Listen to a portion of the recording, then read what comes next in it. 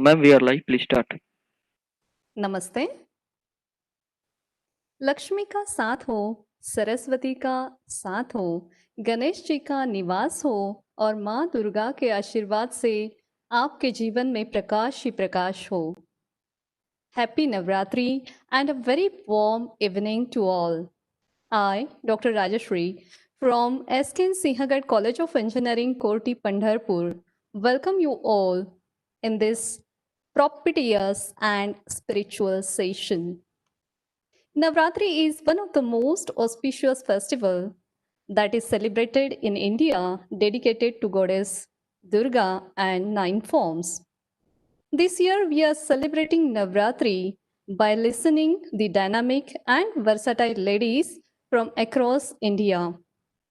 Today is the third day of Navratri talk organized by Indology Foundation in collaboration with Sinhagad Technical Education Society Pune and SNDT University Mumbai.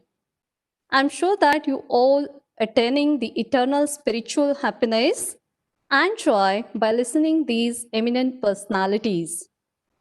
I warm welcome our today's speaker, Honorable Dr. Sarita Rani, on behalf of Indology Foundation, Sinhagad Technical Education Society Pune and SNDT University Mumbai. Ma'am is working as an assistant professor at Mahila Mahavidyalaya, Banaras Hindu University. Ma'am is going to talk on वैदिक एवं Greek दर्शनों में ज्ञान एवं तत्व की तुलनात्मक समीक्षा. I request Honorable Sarita Ma'am to please enlighten us by her thoughts. Please, Ma'am, over to you. Thank you. Thank you Rajshree ji और पूरे इंडिया फाउंडेशन को मेरा आभार कि मुझे ये अवसर दिया कि मैं आप लोगों के सामने अपनी बात को रख सकूं। तो इसी के साथ मैं सबके प्रति अपना आभार व्यक्त करते हुए और नवरात्रि की शुभकामना देते हुए मैं अपने बात को रखना चाहूंगी कि मेरा जो आज का विषय है वो है वैदिक दर्शन एवं ग्रीक दर्शन में तत्व और ज्ञान का तुलनात्मक अध्ययन। तो इसमें मैं यही बताना चाहूंगी कि किस तरह से हमारी जो प्राचीन वैदिक परंपरा में दर्शन का क्या कॉन्सेप्ट रहा है और ग्रीक दर्शन में क्या कॉन्सेप्ट रहा है और कहाँ पे हम कितना मेल खाते हैं और कहाँ पे कितना हम अलग होते हैं, डिफर करते हैं एक दूसरे से।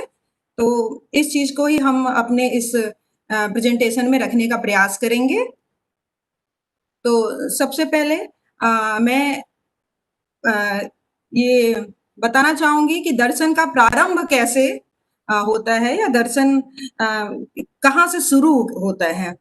तो जैसा कि हम सभी जानते हैं कि मनुष्य क्या है, मनुष्य एक विवेकशील प्राणी माना गया है। जैसा कि अरस्तु ने डिफाइन किया है कि मनुष्य क्या है, एक विवेकशील प्राणी है और उसकी विवेकशीलता ही या उसकी बौद्धिकता ही वो मुख्य तत्व है जिसके कारण वो अन्य सृष्टि के अन्य प्राणियों से अलग होता है। और मनुष्य की यही बौद्धिकता उसको जीवन पर्यंत सोचने विचारने और जो कुछ भी वो देखता है उसको वो जानने का प्रयास करता है और इसी परंपरा इसी प्रक्रिया के तहत दर्शन का जन्म होता है।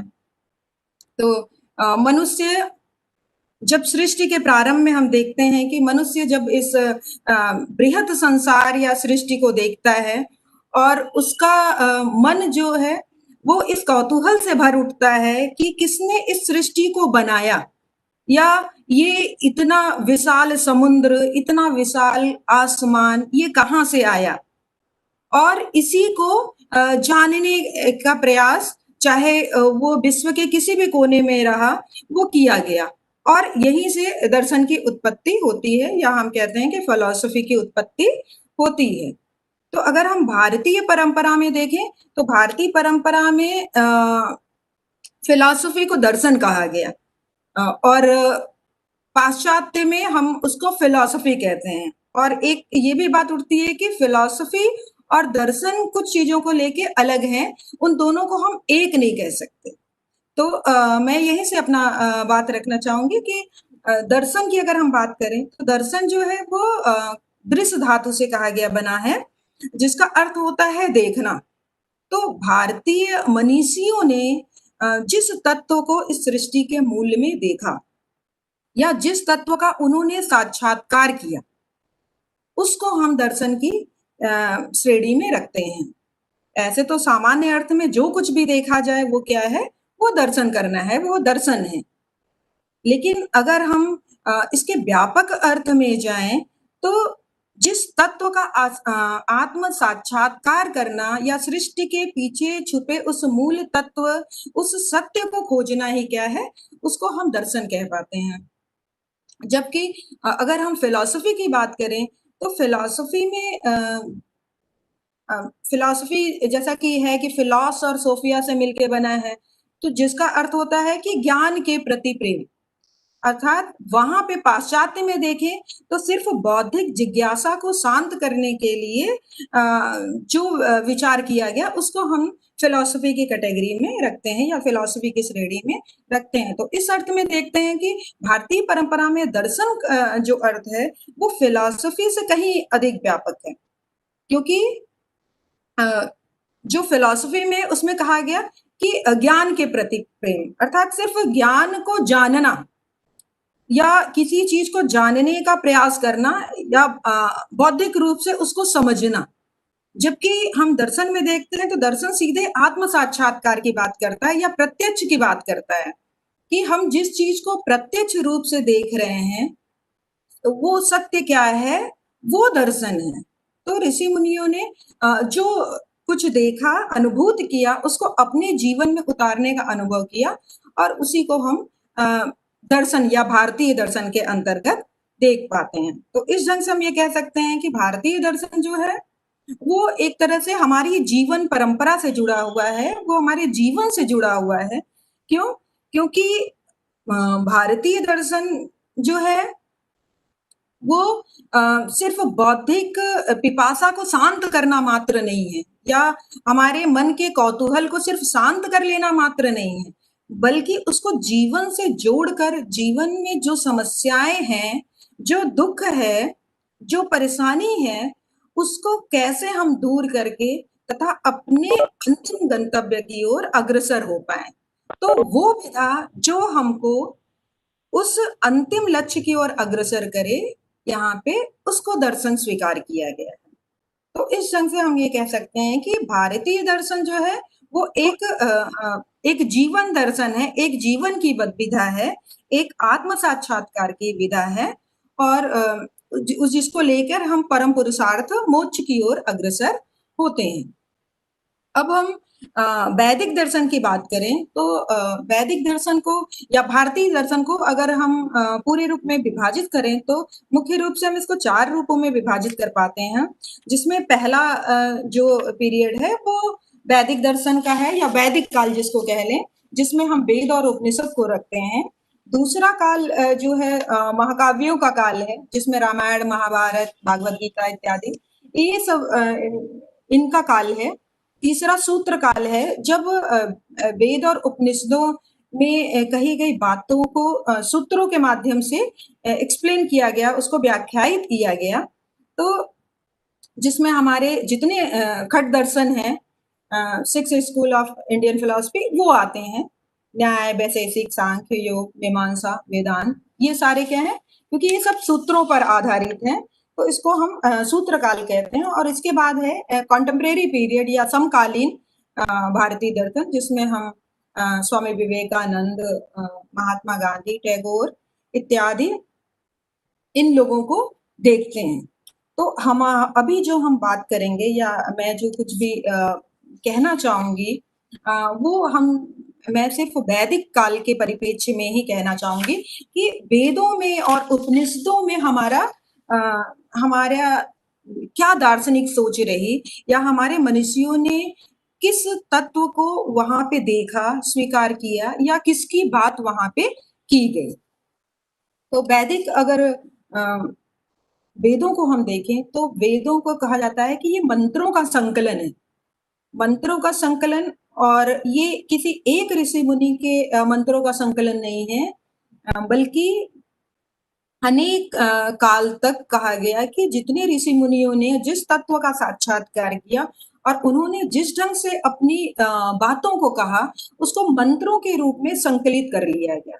क्योंकि पहले कोई लिखित परंपरा उस समय अस्तित्व में नहीं आई थी, तो लोग कंठस्थ करके एक पीढ़ी दूसरे पीढ़ी को देते हुए, और इस ढंग से बाद में जाके इसको लिपिबद्ध किया गया।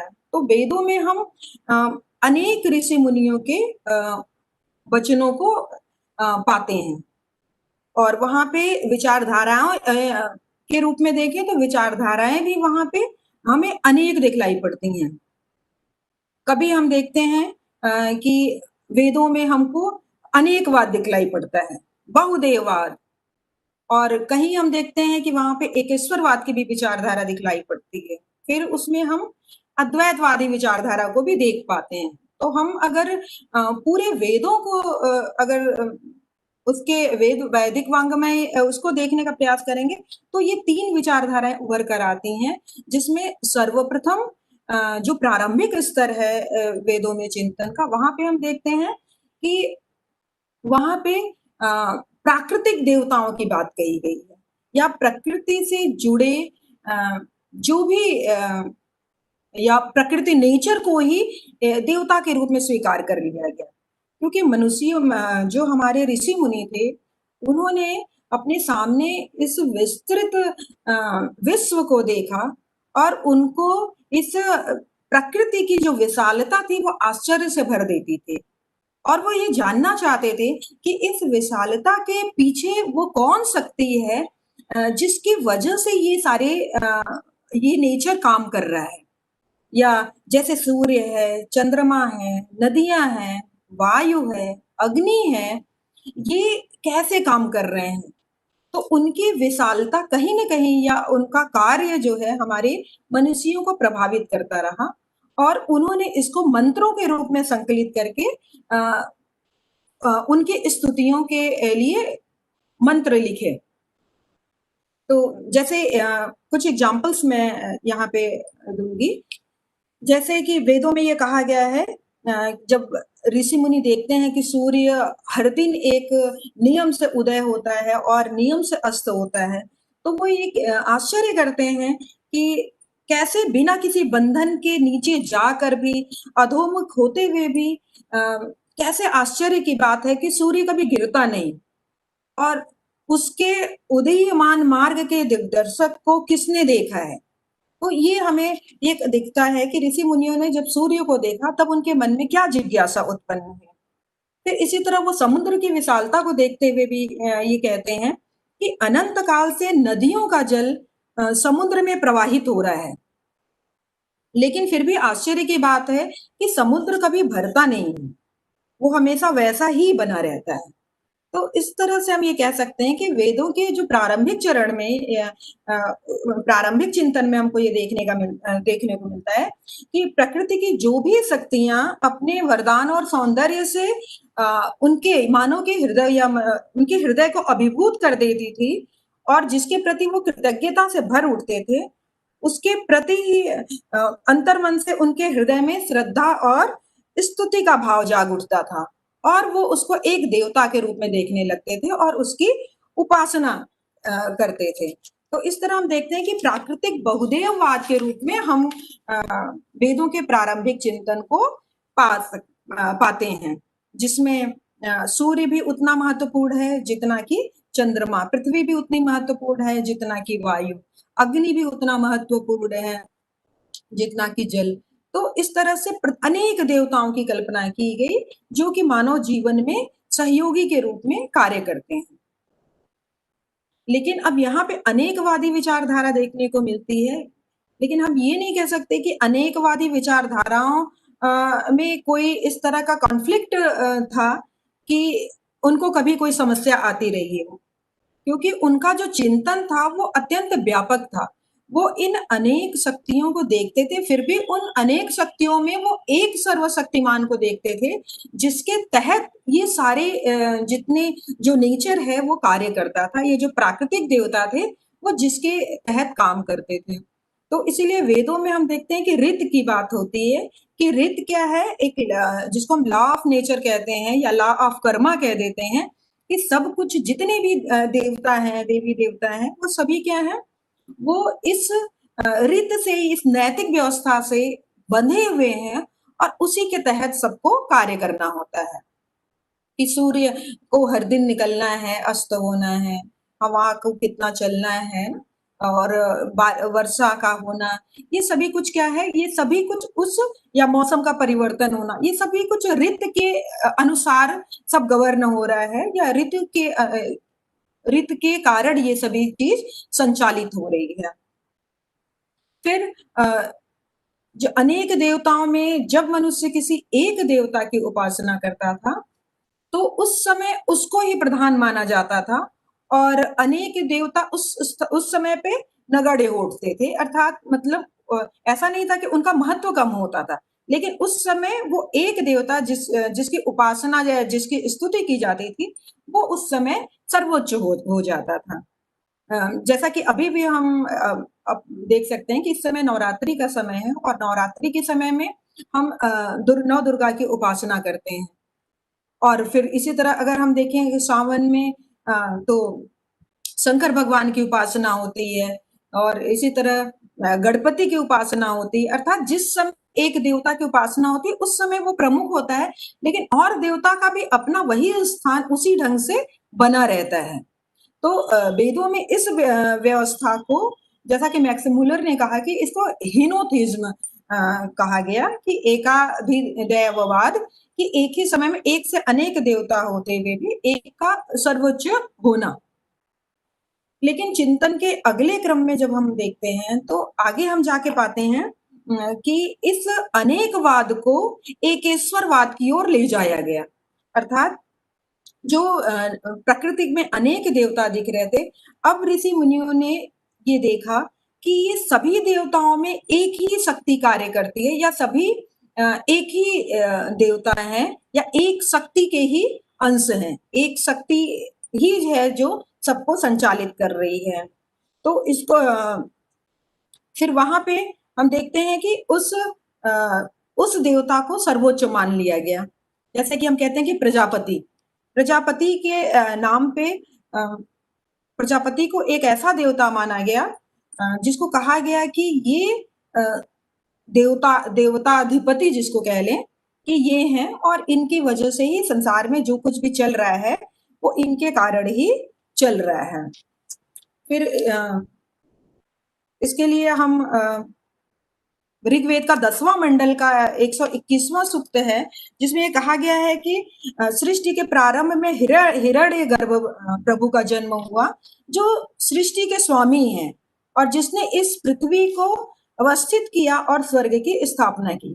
तो ऐसा उदाहरण मिलता है कि जब किसी एक देवता को समस्त सृष्टि के कारण के रूप में देखा जाने लगा। और इसी तरह से हमको एक एग्जाम्पल और मिलता है जिसमें विश्वकर्मा देवता की बात होती है।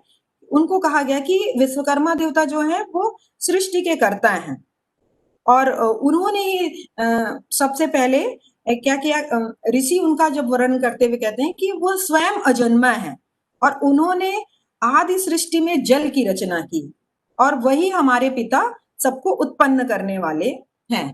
तो इस तरह से सृष्टि के रहस्य को देखते हुए या उनको जो भी दिखा उसको उन्होंने मंत्रों में संकलित किया। तो हम देख पाते हैं कि वहां पे आध्यात्मिक तत्व के रूप में हमको अनेक ईश्वर की कल्पना भी दिखाई देती है, फिर एकेश्वरवाद की भी संकल्पना दिखाई देती है।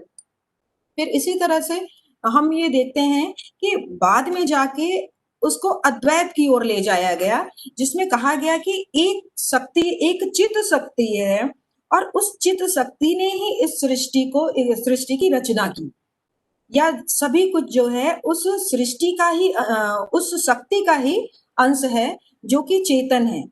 क्यों एक चित्त शक्ति की बात की गई? क्योंकि कहा गया कि प्रकृति में जो कुछ भी है वो सब कुछ क्या है, एक प्रयोजन के तहत कार्य कर रहे हैं।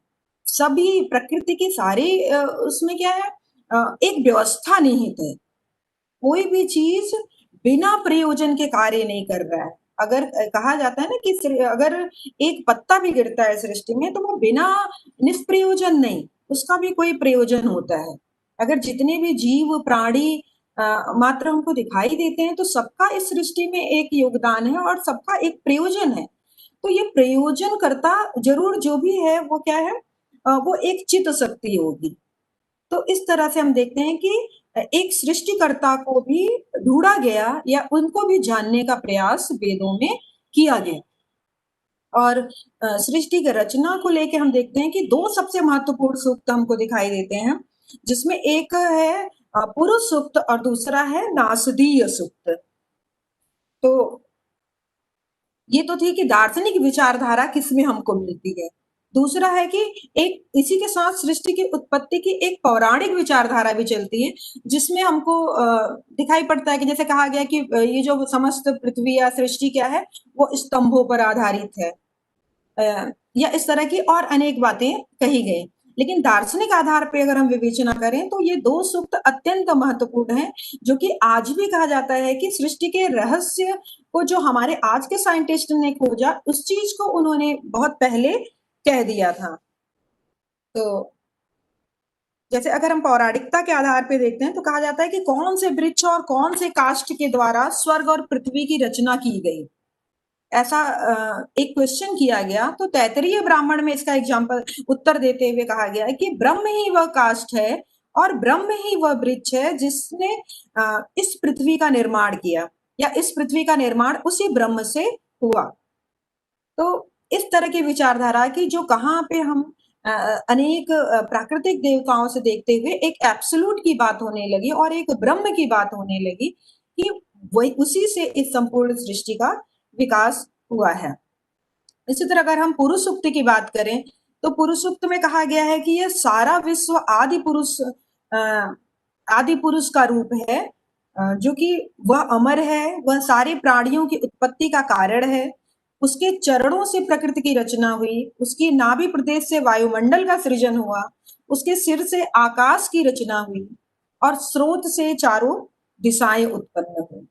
इस तरह से हम देखते हैं कि किस तरह से हमारे ऋषियों ने एक कल्पना की कि किस तरह से ये वायुमंडल या वायु, जल, ये दिशाएं ये कहाँ से उत्पन्न हुई। तो उसके लिए एक विराट पुरुष की कल्पना की उन्होंने। और इसी तरह सृष्टि से जुड़ा जो नासदीय सूक्त है, उसमें कहा गया विश्व प्रक्रिया या सृष्टि प्रक्रिया को लेके कहा गया कि जो इस जगत के पूर्व न तो असत था न सत था, उस समय न लोक थे और न परम आकाश था। जो आकाश से परे है वह भी न था। उस समय न मृत्यु थी और न उस समय अमृत था, अर्थात जीवन व मृत्यु से परे का समय था। रात्रि और दिन का भेद न था। जो तत्व विद्यमान था वह प्राण शक्ति के रूप में था। वह अपनी ही शक्ति से सारे संसार को धारण करने वाली शक्ति से व्याप्त था। उस शक्ति से परे और कुछ भी न था। फिर आगे वो लिखते हैं कि इस सत्य को कौन ठीक से जान सकता है, इस विषय में कौन उत्तम रूप से प्रवचन कर सकता है। यह सृष्टि कहाँ से उत्पन्न हुई, इसका मूल कारण क्या है। क्या समस्त देवता प्रकाशमान तेजवान सूर्य चंद्र आदि लोग इस जगत को रचने वाले मूल कारण के पश्चात ही उत्पन्न हुए। फिर कौन इस तत्व को जानता है जिससे यह जगत चारों ओर प्रकट हुआ। तो नासदीय सूक्त का ये वाक्य, ये कहना कि पहले न सत था न असत था, न जीवन थी न मृत्यु थी, तो इसको हम कहीं ना कहीं अगर हम आज के साइंटिस्ट स्टीफन हॉकिंस के विचारों से जोड़ के देखें तो कहीं ना कहीं हमको मिलता है कि उन्होंने भी कहा कि बिग बैंग से पहले कुछ भी नहीं था। आप उससे पहले हम कुछ नहीं कह सकते कि वहां पे क्या था। जो कुछ भी हमको दिखलाई पड़ता है या सृष्टि की उत्पत्ति, ये हमारा जो सोलर सिस्टम, ये सारा कुछ क्या है, वो बिग बैंग के बाद अस्तित्व में आया। तो इसको हम कह सकते हैं कि हमारे ऋषि मुनियों ने बहुत पहले ही अपने उस बौद्धिक सोच के कारण, उस दार्शनिकता के कारण, उस आत्म साक्षात के कार्य के कारण उस शक्ति को ढूंढा और उसके उसके तहत उन्होंने ये चिंतन किया कि इस रूप में एक शक्ति द्वारा ये ये इस सृष्टि का निर्माण हुआ। फिर इसी तरह से अगर हम शतपथ ब्राह्मण में देखते हैं तो वहां पे भी एक वर्णन हमको इस ढंग का दिखाई देता है, जहां कहा गया कि आदिकाल में यह विश्व न सत था न असत था, प्रारंभ में यह विश्व अस्तित होते हुए भी नहीं था एवं नहीं होते हुए भी स्थित था। उस समय सिर्फ और सिर्फ एक चेतन था, अव्यक्त चेतन, अर्थात एक चित्त से ही, अर्थात चेतन शक्ति से ही इस सृष्टि के उत्पत्ति को भारतीय दर्शन या वैदिक दर्शन में स्वीकार किया गया, ऐसा हम कह सकते हैं। फिर हम आगे चलकर देखते हैं तो सृष्टि के लिए एक सृष्टिकर्ता की कल्पना की जाने लगी कि एक सृष्टिकर्ता है जिसने इस सृष्टि को बनाया। और फिर कहा गया कि उसने अपने आप को बीज रूप में, पुराणों में जैसा हम पाते हैं कि उसने जल में सर्वप्रथम सृष्टि की रचना की, या वो सृष्टिकर्ता अंडे के रूप में जल में बीज रूप में वहां था और उसके बाद फिर वहां से सृष्टि प्रक्रिया हमारी शुरू होती है। ये तो था कि वेदों का दार्शनिक चिंतन किस तरह से अनेकवाद, एकेश्वरवाद और अद्वैतवाद की ओर अग्रसर हुआ। फिर इसी तरह उपनिषदों में अगर हम आते हैं तो उपनिषदों में हम पाते हैं कि इस तरह का दार्शनिक चिंतन जो अभी प्रकृति और सृष्टि के इर्द गिर्द हो रहा था कि सृष्टिकर्ता कौन है, यहाँ पे आकर उस भौतिक जगत की व्याख्या को छोड़कर आत्मिक जगत की व्याख्या करने का प्रयास किया गया। अर्थात जो कुछ बाह्य रूप में ढूंढा जा रहा था, अब उसका स्थान कहीं ना कहीं आत्म जगत ने ले लिया था या आत्म तत्व ने ले लिया था। तो उपनिषदों में ऋषि मुनियों ने उस आत्म तत्व की खोज की कि हमारा या मैं कौन हूँ। जैसे कहा जाता है कि अय आत्मा ब्रह्मम, ये आत्मा ही क्या है, वो ब्रह्म है। तत्त्वमसि, जो वो ब्रह्म है वही मैं हूँ। प्रज्ञानम ब्रह्मम, इस तरह के अनेक सूक्त वाक्य हमको उपनिषदों में मिलते हैं जिसमें आत्म साक्षात्कार की बात की गई या आत्मा को जानने की बात की गई, उस चेतन, उस सतचित आनंद ब्रह्म को जानने की बात की गई कि जिसके जानने से सब कुछ जान लिया जाए। अब बात उस चित शक्ति की होने लगी। उपनिषदों में ऐसा वर्णन आता है उस ब्रह्म के बारे में कि जिसको नहीं जाना जा सकता किंतु जिसके द्वारा सब कुछ जाना जाता है, जिसको नहीं सुना जा सकता जिसके द्वारा सब कुछ सुना जाता है, तथा जिसको नहीं देखा जा सकता जिसके द्वारा हम सब कुछ, जिसके द्वारा हमारी आंखें देखती हैं, तो वो ऐसा महान वो ब्रह्म है और मैं उसी का अंश हूँ या मैं भी ब्रह्म हूँ, ऐसा कहीं कहीं हमको उपनिषदों में मिलता है। तो इस तरह से हम देखते हैं कि किस तरह से उस तत्व, जो भौतिक तत्व प्राकृतिक तत्व से होते हुए आत्म तत्व तक का चिंतन हमें वैदिक दर्शन में मिलता है। फिर इसके बाद इसी तरह से ब्रह्म से विश्व की उत्पत्ति को अगर हम देखें तो यहाँ पे ये कहा जाता है कि जिस प्रकार मकड़ी अपने जाल के तंतुओं को स्वयं से उत्पन्न करती है और फिर समेट लेती है, तथा जिस प्रकार पृथ्वी से वृक्षादि उत्पन्न होते हैं, जिस प्रकार मनुष्य के सिर और जीवित शरीर पर केश उत्पन्न होते हैं, उसी प्रकार अविनाशी ब्रह्म से प्रकृति उत्पन्न होती है।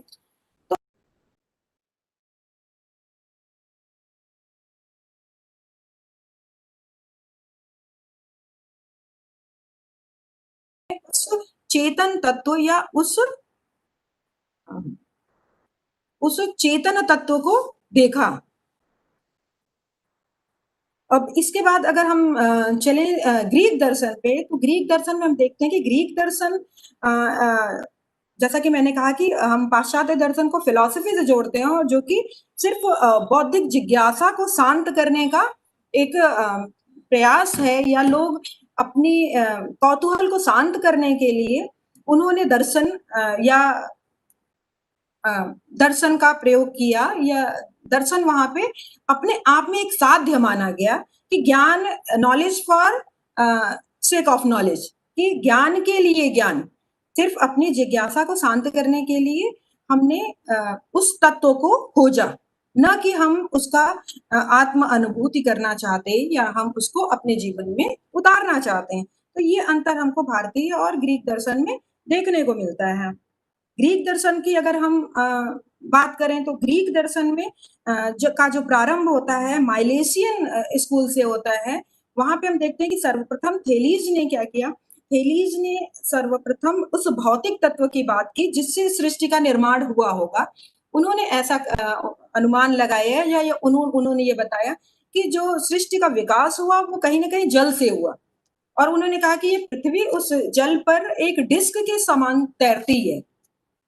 फिर उन्हीं के बाद एनेक्जिमेंडर ने आया और एनेक्जिमेंडर ने बताया कि नहीं, एक असीम द्रव्य है, एक असीम या जिसको वो बाउंडलेस कहते हैं, एपेरॉन कहते हैं हम, उसके वजह से ये सृष्टि अस्तित्व में आई। किंतु उनका ये तत्व क्या है, ये भी भौतिक ही था, इसको उन्होंने कहीं भी चेतना से नहीं जोड़ा।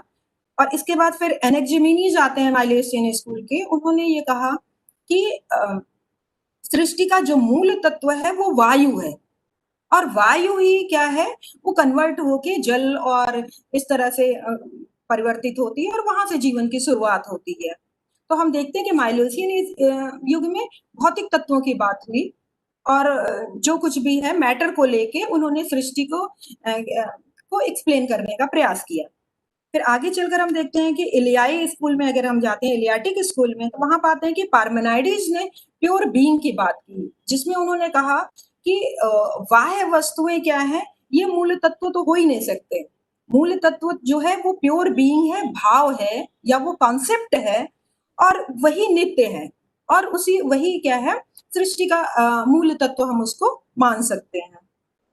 फिर इसी तरह हम देखते हैं कि हेराक्लाइटस को देखते हैं, तो हेराक्लाइटस ने कहा कि परिवर्तन ही जीवन का नियम है और यही सत्य है। तो परिवर्तन को ही हम सत्य मान सकते हैं, और उन्होंने अग्नि की बात की कि अग्नि के कारण ही क्या है, इस सृष्टि का निर्माण हुआ। जस्ट हेराक्लाइटस के विपरीत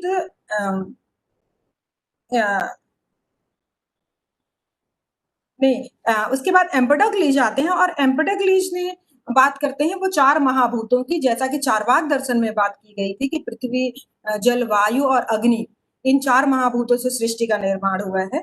इसी तरह एम्पेडोक्लीज ने भी कहा कि ये चार मूलभूत तत्व हैं जो भौतिक तत्व हैं, इनसे सृष्टि का निर्माण होता है। फिर वो कहते हैं कि ये नित्य और अनित्य दोनों होते हैं, क्योंकि वो अपने सूक्ष्म रूप अर्थात एटम्स रूप में वो क्या है, वो नित्य होते हैं, जबकि अपने अपने व्यक्त रूप में वो क्या होते हैं, वो अनित्य होते हैं। इसी तरह फिर हम देखते हैं कि ल्यूसिपस और डेमोक्रिटस को देखते हैं, तो ये दोनों लोगों ने एटम्स को मूल तत्व माना और कहा कि सृष्टि का मूल तत्व जो है वो एटम है, जो कि अपने आप में ही गतिशील है, और वो उसकी गति के कारण क्या है, सृष्टि का निर्माण होता है।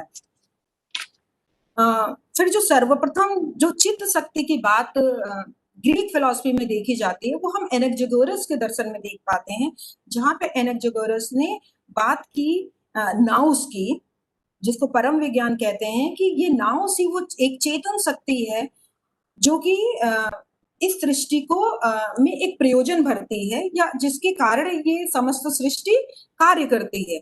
फिर उन्होंने सीड्स की बात की, बीजों की बात की, और उसमें वो कहते हैं कि अनेक बीज हैं या अनेक परम तत्व हैं जो कि भौतिक हैं, जो सीड रूप में है, लेकिन इनमें गति जो है वो देता है, वो नाउस देता है, जो कि एक माइंड है, और उसके कारण ये सृष्टि होती है।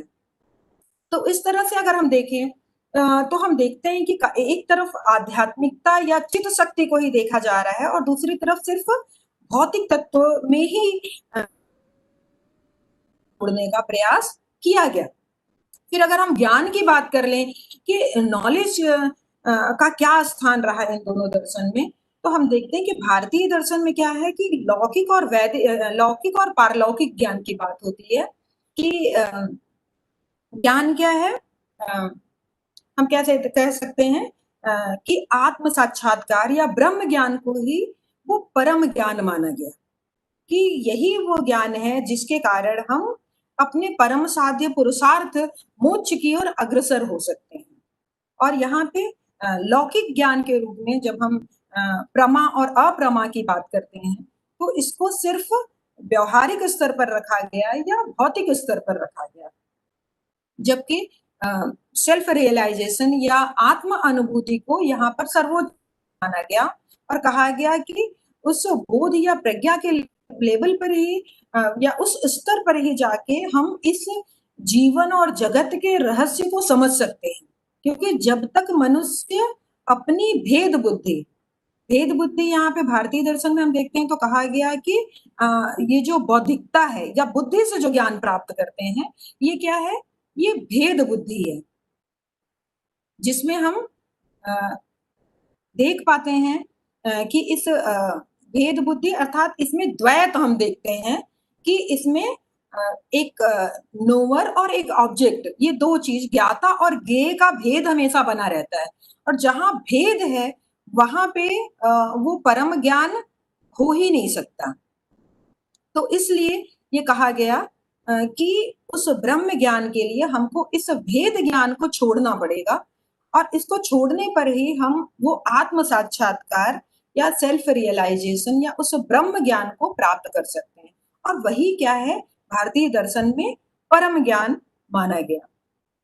जबकि प्रमा अप्रमा, जिसमें संशय विपर्य तर्क को हम अप्रमा में रखते हैं, तो तर्क की कैटेगरी हमारे यहाँ अप्रमा में रखी गई। जबकि दूसरी तरफ अगर हम ग्रीक फिलॉसफी में देखें तो ग्रीक फिलॉसफी में हम पाते हैं कि वहां पे बुद्धि और अनुभव के बीच का द्वंद्व देखा जाता है कि जो भी ज्ञान है वो ज्ञान या तो हम बुद्धि से प्राप्त कर सकते हैं और या तो हम अनुभव से प्राप्त कर सकते हैं, अर्थात अपने इंद्रियों के अनुभव के द्वारा ही हम ज्ञान प्राप्त कर सकते हैं। अरस्तु ने जैसा कहा कि अरस्तु ने कहा कि ज्ञान बौद्धिक होता है, अरस्तु, प्लेटो, सुकरात सुकरात ने क्या कहा, सोक्रेटिस ने कहा कि वर्चू इज नॉलेज, सद्गुणों का ज्ञान जो है वही ज्ञान है, और उसी को हम परम ज्ञान कह सकते हैं। लेकिन इसको जाना क्या, सद्गुणों का ज्ञान से प्राप्त हो, तो इसके लिए वो भी बौद्धिकता को स्वीकार करते हैं कि बुद्धि के द्वारा ही हमको उस सद्गुणों का ज्ञान हो सकता है कि मानव जीवन के लिए कौन सद्गुण अपेक्षित है और किससे हमारा जीवन किन सद्गुणों पर आधारित होना चाहिए। तो वहां पे बौद्धिकता की बात होती है, और इसके बाद फिर अगर हम देख लें तो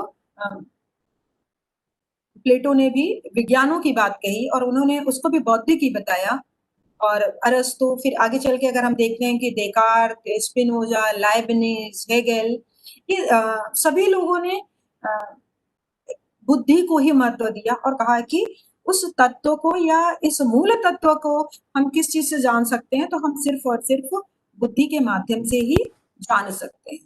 जबकि बाद में जब अनुभववादी दार्शनिक आते हैं, लॉक है, बर्कले है, और तो इन लोगों ने क्या कहा, इन लोगों ने कहा कि नहीं, अनुभव से हम ज्ञान प्राप्त करते हैं। और अगर ग्रीक फिलॉसफी में हम देखते हैं तो प्रोटागोरस ने वहां पे उन्होंने अनुभव और बुद्धि दोनों को छोड़ दिया और उन्होंने कहा कि man is the measure of all thing, कि मैं जो कुछ सोच रहा हूं या मनुष्य जो कुछ भी सोच रहा है, तो मनुष्य का मतलब हर वो इंडिविजुअल पर्सन, वो जो कुछ भी समझ रहा है और अगर उसको लगता है कि वो सही है तो ये उसके लिए उसका सही है, मतलब हर ज्ञान व्यक्तिगत है। तो इसलिए हम एक सार्वभौम सत्य की बात नहीं कर सकते, हर व्यक्ति का ज्ञान उसके लिए और उसके ऊपर आधारित होता है, तो हमारा सत्य वहीं तक सीमित है। तो उन्होंने ज्ञान को इस रूप में सीमित कर दिया, अर्थात एक व्यक्ति तक ही उन्होंने सीमित रख के उस ज्ञान की बात कही। अब इसके बाद फिर जब हम अनुभववाद में जाते हैं और अनुभववाद में देखते हैं कि ह्यूम ने अनुभववाद को एक संदेह में ले जाके डाल दिया कि अनुभववाद के माध्यम से तो हम किसी चीज का कोई ज्ञान ही नहीं प्राप्त कर सकते। उनको हम न किसी तत्व का, न किसी ईश्वर का ज्ञान प्राप्त कर सकते हैं, न इस सृष्टि का ज्ञान प्राप्त कर सकते हैं, न अपने आत्मा का ज्ञान प्राप्त कर सकते हैं, क्योंकि अनुभव के माध्यम से कोई मार्ग ही नहीं बचता। तो इस तरह से समस्त जो फिलॉसफी है, वेस्टर्न फिलॉसफी या पाश्चात्य दर्शन, वो क्या है, वो अनुभव और बुद्धि के ही इर्द गिर्द घूमता रहा। लेकिन जब हम आगे बढ़ते हैं और कांट के दर्शन में जाते हैं तो हम देखते हैं कि वहां पे कांट ने सर्वप्रथम उन्होंने इस अनुभववाद और बुद्धिवाद के द्वंद्व को समाहित किया और उन्होंने ये बताया कि अनुभववाद और बुद्धिवाद दोनों को मिलने से ही हम कोई नॉलेज प्राप्त कर सकते हैं, वो किसी भी विषय का हो।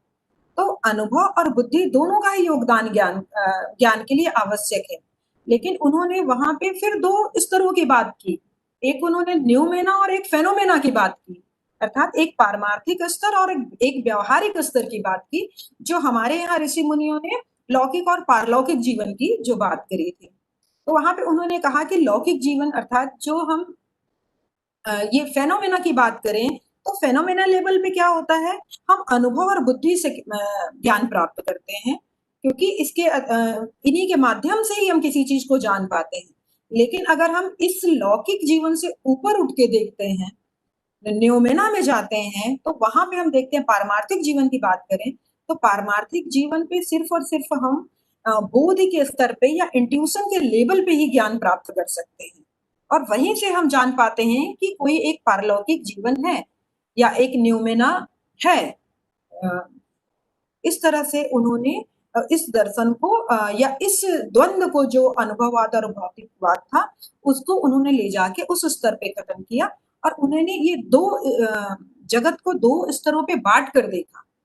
तो ये बिल्कुल हमको अपने वैदिक ऋषि मुनियों के कथनों में और इनके दिखलाई पड़ता है कि लौकिक और पारलौकिक जगत, और अगर हम पारलौकिक जगत की बात करना चाहते हैं या उस सत्य को समझना चाहते हैं, उस परम तत्व को समझना चाहते हैं, तो कहीं न कहीं हमको ये बुद्धि और इंद्रिय इसकी बात को छोड़ना होगा या इसके द्वंद्व में नहीं पड़ना होगा। वो हाईएस्ट लेवल या वो इंट्यूशन लेवल पे हमको जाके ही हमको उस तत्व का ज्ञान प्राप्त हो सकता है। तो ये कुछ अंतर था भारतीय दर्शन और पाश्चात्य दर्शन में कि ज्ञान क्या है या किसको हम ज्ञान कहेंगे। फिर अगर देखा जाए अब एक बात और कह के मैं अपनी बात को समाप्त करूंगी कि कहा गया कि भारतीय दर्शन के विषय में या एक भ्रम की स्थिति पैदा की जाती है कि भारतीय दर्शन जो है वो तर्क पे आधारित नहीं है, लॉजिकल नहीं है। क्यों? क्योंकि वहां पे मतलब देवी देवताओं की ज्यादा बात की जाती है, और इसलिए वो एक आध्यात्मिक स्तर की बात करते हैं, न कि यहाँ पे दर्शन की बात करते हैं या फिलॉसफी की बात करते हैं। तो इसी भ्रम का निवारण करते हुए मैं कहना चाहूंगी कि कहा गया कि भारतीय दर्शन को अगर देखा जाए प्रारंभ से, तो भारतीय दर्शन हमेशा से ही तर्क पे प्रतिष्ठित रहा है। हम ये नहीं कह सकते कि भारतीय दर्शन में तर्क का स्थान नहीं है। अगर हम तर्क के रूप को देखें तो कहा जाता है कि उसी वेदों के सूत्र को लेके वादरायण ने वेदांत सूत्र की रचना की, और उसके बाद उसी सूत्रों पे की व्याख्या करते हुए क्या होता है कि शंकराचार्य अद्वैत की स्थापना कर देते हैं और रामानुजाचार्य विशिष्टाद्वैत की स्थापना कर देते हैं। इसके अलावा अगर हम न्याय दर्शन की बात करें तो न्याय दर्शन में हम देखते हैं कि न्याय दर्शन क्या है, पूरा का पूरा प्रमाणों पे आधारित है और तर्क की बात करता है। और भारतीय दर्शन जितने भी हमारे जो स्कूल्स हैं वो जिस तत्व की बात करते हैं, जिस मेटाफिजिक्स की बात करते हैं, उसको कहीं ना कहीं वो अपनी उस एपिस्टेमोलॉजी या ज्ञान या वो प्रमाण मीमांसा से पे उसको कस तब वो उस तत्व को स्थापित करते हैं। ऐसा नहीं है कि उन्होंने सिर्फ कह दिया, उन्होंने तर्कों के माध्यम से उसको सिद्ध किया।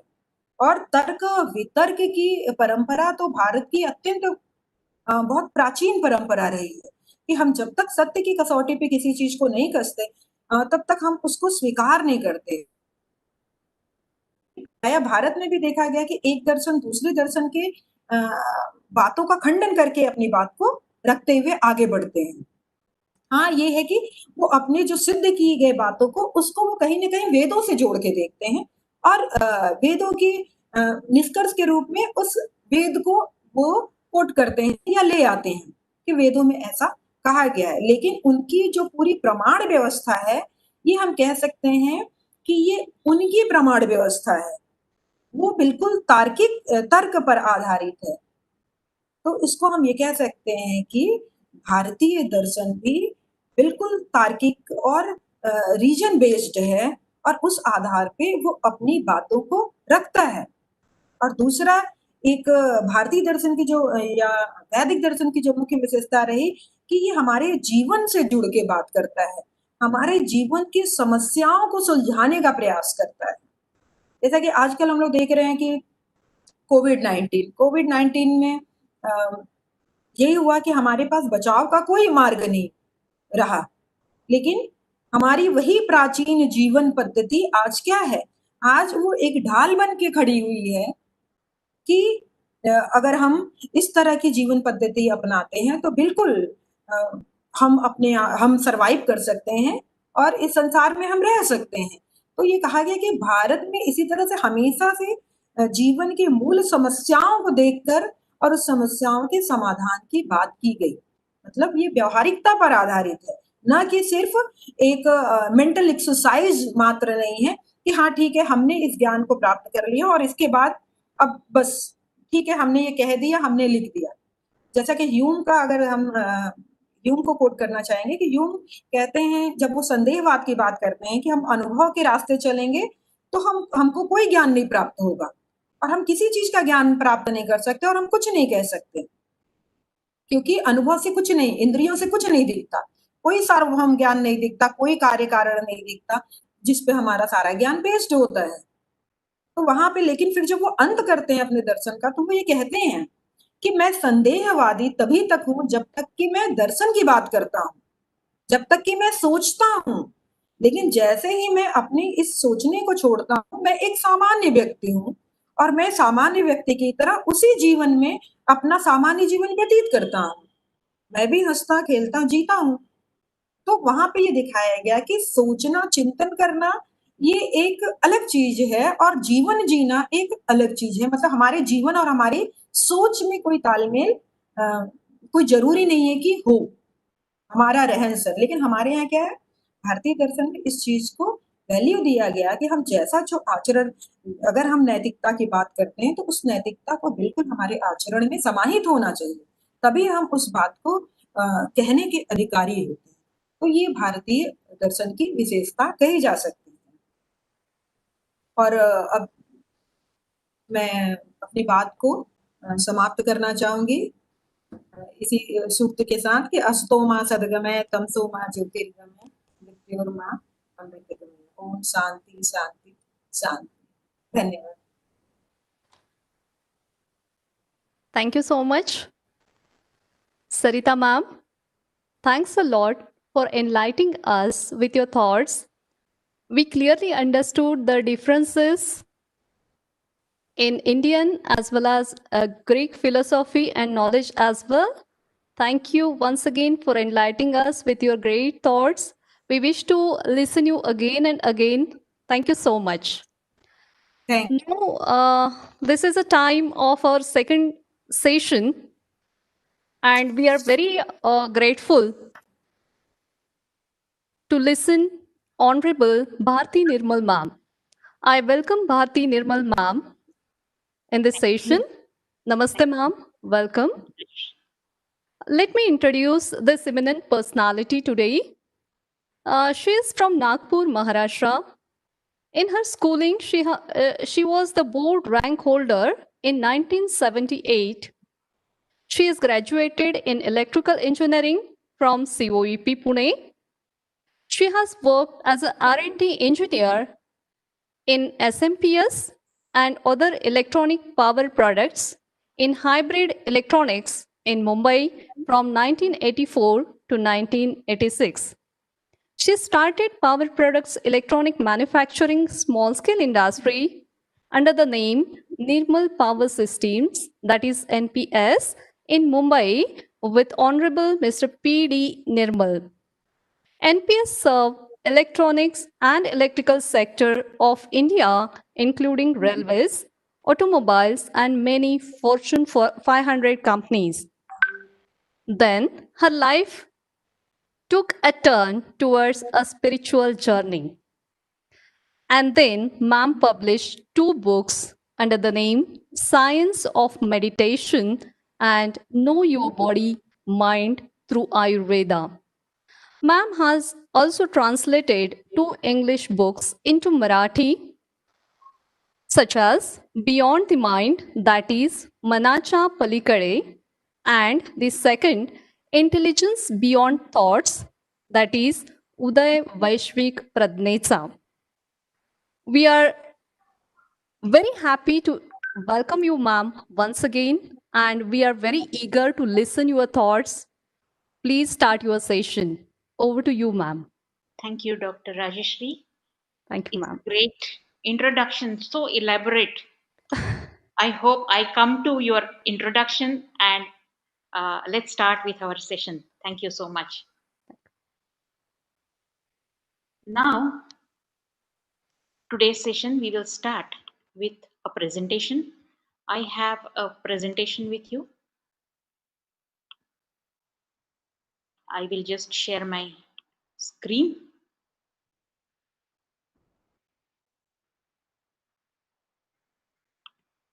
One minute.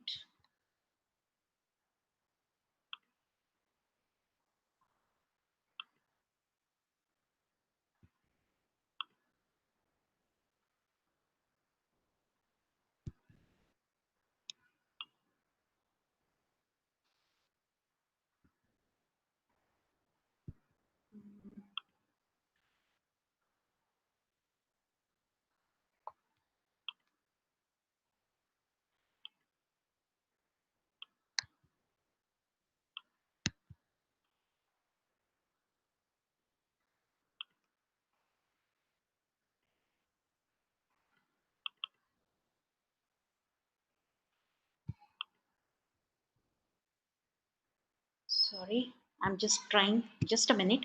Give me a moment.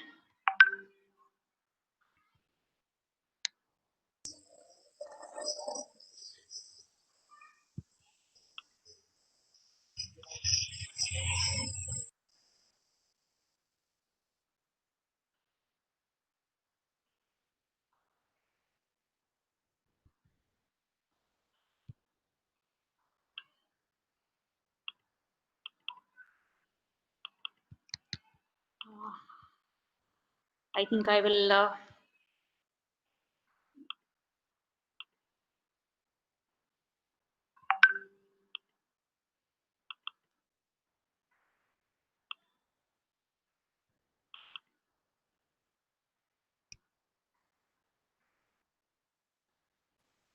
Yeah.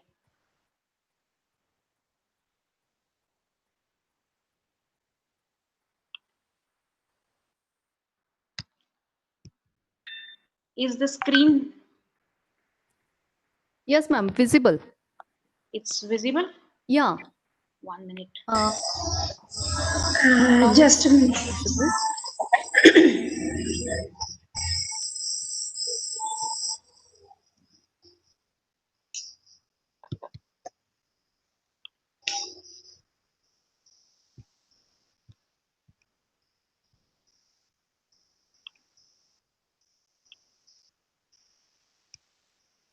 I think Ma'am, I it's will not continue visible now. without the presentation. Just a minute, Dee. Aman will help you. Yeah. Ma'am, please share. You will see there a share content option. Please go there. Yeah, I have gone there. And Ma'am, please select your screen. You see there is a 2 to 4 screen there. Please share that one. There will be a screen one, and then you will find more screen like start and your Google Chrome and all that. From there, please click your sharing window or sharing tab. Yes, ma'am. Now it's clear, ma'am. It's fine, ma'am. Please start. so we start with our presentation now.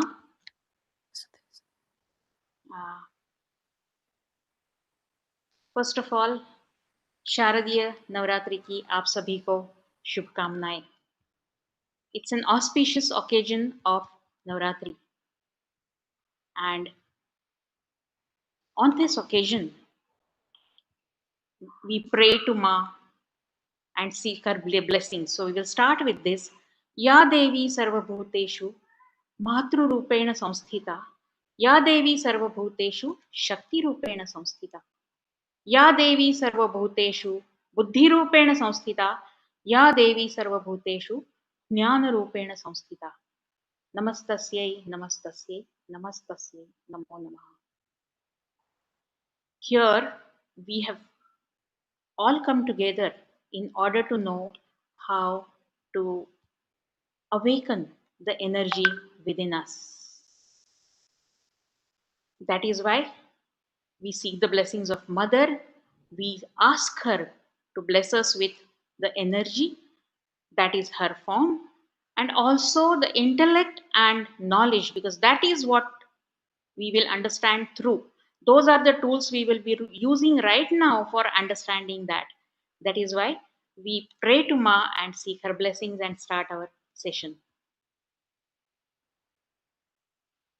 First of all, let me thank Indology Foundation for giving this opportunity, because Indology Foundation has created this platform where this ancient wisdom can come together and can spread from there to the whole of the world.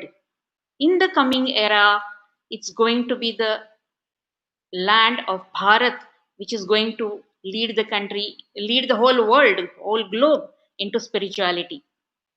And for that, Sanghatan or unity of all the walks of knowledge have to be there.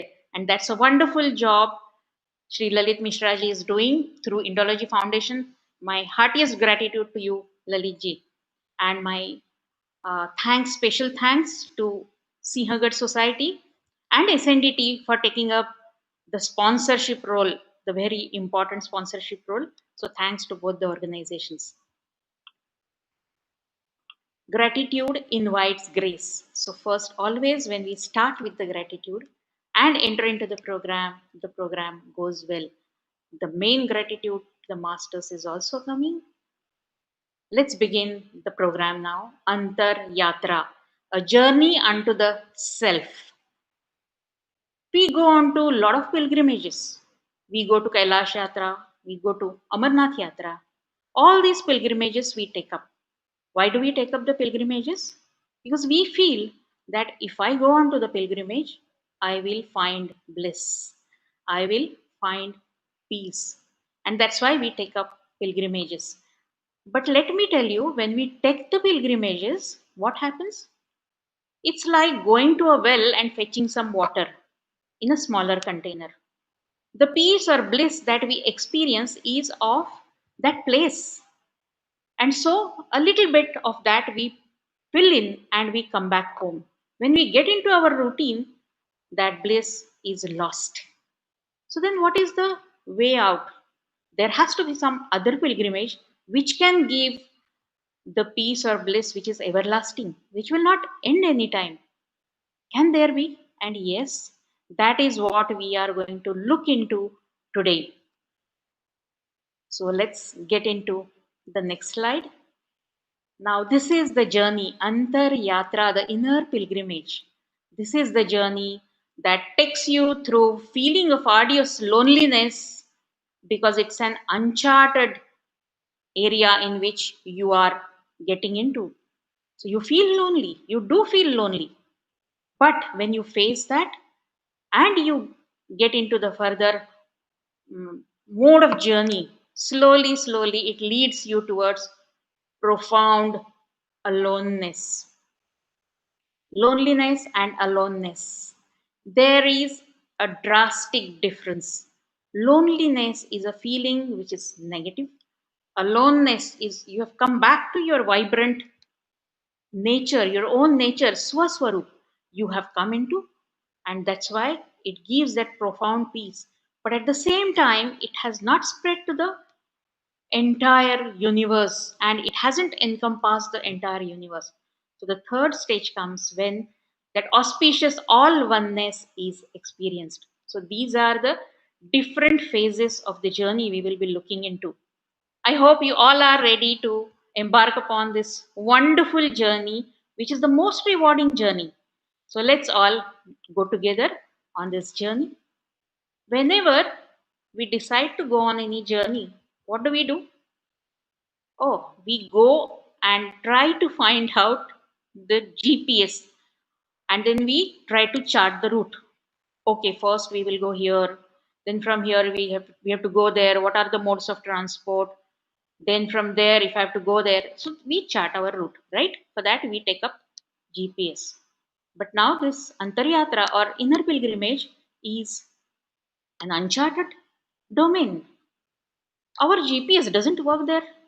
What to do? Then we have to find out a different GPS. Like if we have to go onto the moon, and I say that I have my Mercedes, wonderful, latest model of Mercedes, but that Mercedes or that Ferrari cannot take me to the moon. For going to the moon, I need to have the vehicle of rocket. So the same way for moving into the inner domain or Antaryatra, for going on to the Antaryatra, we need to have a different vehicle, and that different vehicle and a different GPS. What is that different GPS? Let's see. It's known as GPS is Google Positioning System, and what we have to take up when we go within is Guru Positioning System. It's again a GPS, but that GPS is Guru Positioning Systems. And this is a wonderful system, in GPS, at least Google Positioning, you have to go on entering the data. Here, you just have to go into the autopilot mode and give the route, charting of the route, taking you up, all that into the hands of our masters. And they guide you, they take you, they make you walk also. Not that you are just taken like a feather and you are put wherever you have to go. No. Whatever has to be done, you are completely guided by the masters. So the foremost gratitude to the masters, Pujya Sri Mahatar Babaji, Yogiraj Amarjyoti ji, and Dadaji, and many more masters of Guru Mandal had been guiding on this journey. And only because of their grace and their Guru Krupa, this journey has become a wonderful, rewarding journey. So, my naman to them, and why we are taking up this shloka to seek their blessings today is Adnyana Timirandhasya Jnananjana Shalakaya Chakshurunmilitam Yena Tasmai Shri Gurave Namaha. It's an uncharted land, a complete unknown. So I am ignorant about the whole journey, about the whole domain. So in that darkness, who can guide me? The one who is carrying the light, and gurus are the embodiment of light. The meaning of the word guru itself, gu means darkness, and ru means dispeller of that darkness. So when we connect to our masters who are dispelling that darkness, throwing the light of awareness onto the uh, journey path, only then we keep walking in the right direction, we are guided rightly. So let's hand over the reins into the hands of this new GPS system, and let us see how this GPS system guides. Now the connection has to be strong. You see, if our internet connection is not good, the GPS also doesn't work with a weak connection. Now for this Guru positioning system, what is the connection that we need? It's the connection from the heart. It's the connection of love and gratitude. If that connecting link of love and gratitude is strong, if that field of love and gratitude is strong, the signal is strong, and our connection with the masters remains all the time, and very strong signals we keep getting. Now, to maintain that field strong, how can we do that? We have the tools, different tools. The first tool, that is of a human body. We have been bestowed upon by the nature with this wonderful human body. But what has happened, whenever we purchase any gadget, with that gadget comes the manual. And in that manual, all the features of that gadget are listed and described. But unfortunately, when this instrument is delivered, it doesn't come with accompanied manual. And so we remain ignorant about the infinite features that it carries. And suppose you have the latest iPhone and you are using it just for calling and saying hello and just for little WhatsApp, you're not utilizing it to its fullest capacity. The same way, this instrument has tremendous features and such a depth, but unfortunately, we haven't referred to the manuals. Manuals are there in the form of scriptures. But if we haven't gone into that route of finding out where the manual can be, what are the features, the manuals are like in the form of Shivaswarodaya Shastra or our Vedas, Upanishads, they all are giving us these guidelines about the immense potentiality that this instrument contains. Now let's see what this scientific world says. The scientific world says that we have been given with this brain. And do you know what is the memory capacity of the human brain? The brain's memory storage capacity is something closer to around 2.5 petabytes or a million gigabytes, enough to hold 3 million hours of TV shows. Because these petabytes and gigabytes and megabytes, and this is a technical language. So let's get into the layman's language. If we see the memory, it is enough to hold 3 million hours of TV shows. And you would have to leave the TV running continuously for more than 300 years to use up all that storage. That's just the storage that can be seen from the modern scientific ways. But our scriptures give the way of Vedas and Upanishads. Now, what are all these and how can we have an access to it? If we need today anything, what we go? We go and we Google the things. We just type in the browser whatever is the requirement, and that site opens up with that link. We click and we go onto the required site. That's the way we log in onto the World Wide Web, www. Now, Vedas are nothing but cosmic web. Can we log on to this cosmic web? And what is the link? Oh, we need to get the link also if we have to open that site. How to get that link? All this is told in all our scriptures in the form of Dashavataras, Navadurgas, or 32 Vidyas and 64 Kalas. Kashmir Shaivism also gives one wonderful way of knowing this. It says, just in the recent talk, the previous talk which was going on, we heard that there can be the experiential knowledge and there can be intellectual knowledge. And is intellectual knowledge more important or experiential knowledge is more important? Well, let me tell you, Kashmir Shaivism calls it Paurusha Gyan and Bauddha Gyan. Paurusha Gyan is experiential knowledge. Actually, whatever you experience in your consciousness is Paurusha Gyan, and intellectual knowledge is Bauddha Gyan. And both these are necessary. The one who only has Paurusha Gyan or experiential knowledge becomes a mystic. The one who has only the intellectual knowledge will become a scholar or a pandit. So he can talk about it, but if he has not experienced, then he cannot tell the nuances on the path as he is guiding the seekers. And the mystic he has experienced, but he can't explain. So if one has to become a master, one has to be master of both these, the Paurusha Gyan and the Bauddha Gyan. Now to have that, what is the further way? Because we saw in the first slide that it's the journey which takes us from loneliness to aloneness to all oneness. And we have to go through all these phases. So let's see what is the further way. Here we see the gigantic work done by Carl Jung, the Swiss philosopher. He says that collective unconscious contains the whole spiritual heritage of mankind's evolution, born anew in the brain structure of every individual. So, in our brain structure, this entire, right from the moment of creation, whatever has happened, all that is there in us.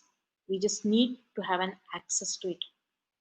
He always spoke about collective unconscious. And let me tell you the most important aspect of this collective unconscious that he has told. He has given a concept of critical mass of 5%. So, what is this critical mass? That collective unconscious is an ocean, or we can call it, when we become aware of that collective unconscious, it becomes super conscious. So, it's an ocean, and on that ocean, a wave arises. Which wave? Now, the, the recent times which are going on are corona times. What frequency has come up? The frequency of fear and uncertainty and competitiveness. All this is going on right now.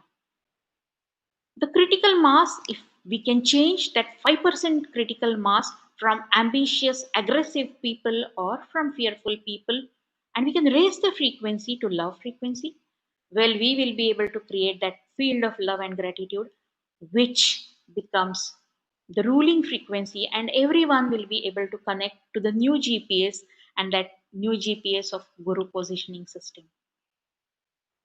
And how do we do that? There was an experiment which was done in Japan, and that experiment was it was an observational experiment. It was not an intentional experiment, but an observational experiment. They just observed that there were monkeys, and this is what example is always given for clearing the concept of collective unconscious. So there was a herd of monkeys, and there were yams. So they would pull out the yams from the uh, soil, and they would just eat like that.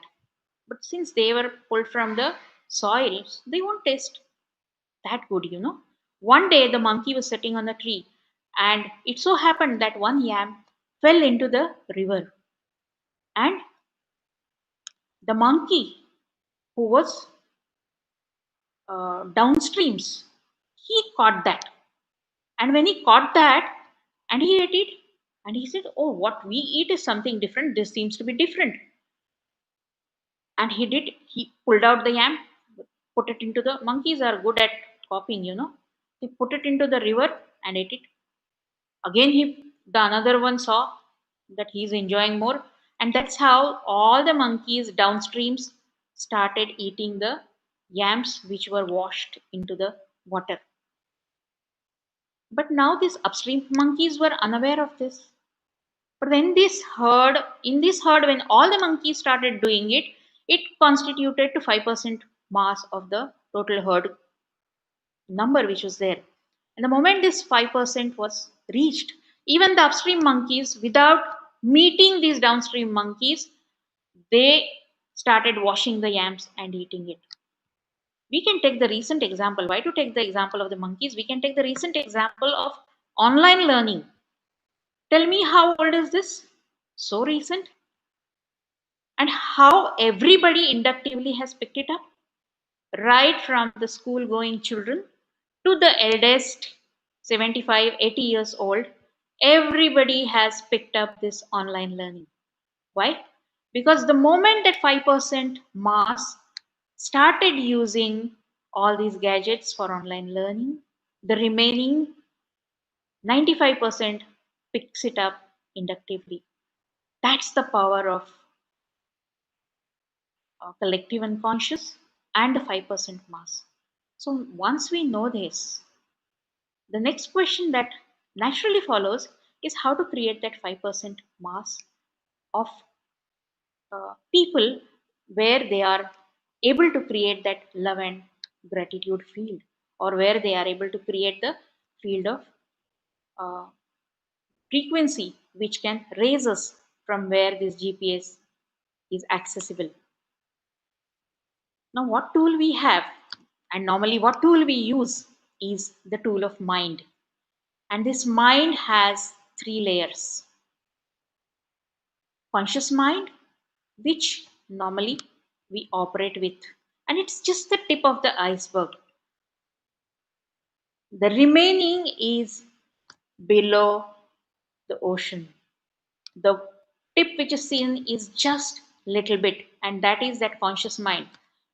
Then is the subconscious mind. And do you see, for unconscious mind, it's a dotted line, so it's an infinite.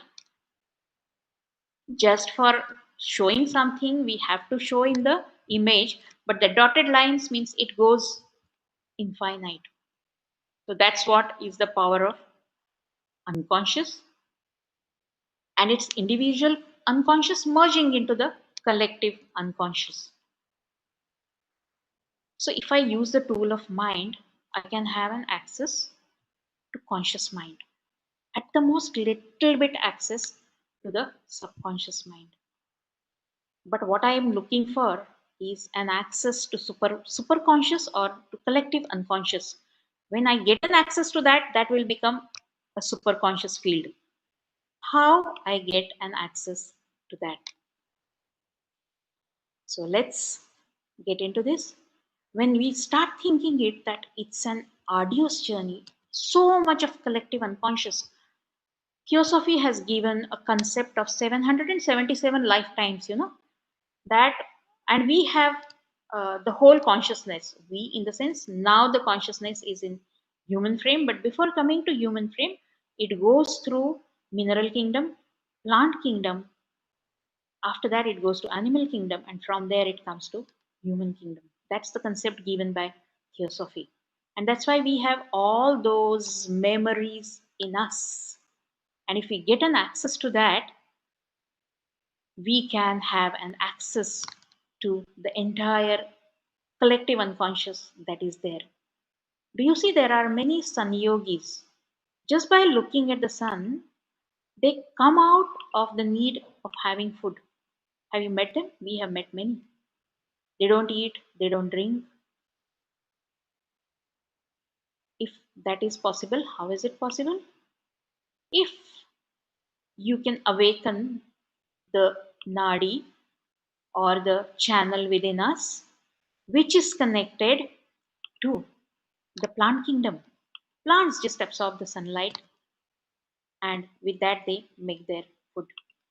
So we too have a kurma nadi within us. If that kurma nadi is awakened, then we get into a state where we overcome the hunger, the most important need we feel, that without which we can't leave the food, but that also can be overcome. That's just the little bit of uh, tip of the iceberg again of the collective unconscious. But it has such immense potential. We say that the law of gravity is the truth. Yes, in this dimension, law of gravity is truth.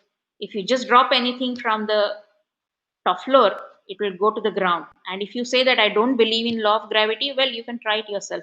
Going on to the top floor and jumping, you can experience the law of gravity. Then you will start believing. The same way, there are many different superconscious laws. We may say that I don't believe in. There is one law of karma, which is on this planet Earth, which is applicable. If I say I don't believe in, if I say sun doesn't, I don't believe in that the sun rises, but sun will rise. So the law of karma will act upon me. But as long as law of karma is acting, I am in the field of conscious mind, subconscious mind, or unconscious mind. Can I go above and see all this? Then I will be able to go out of law of karma. How do I do that? And only then, if I'm out from that pull, I can be free. And that freedom can give me an access to the total unconscious which is there. How do I do that? Let's go. Feeling of arduous loneliness. When you just think of this task, it seems to be unreachable goal. It seems to be very arduous.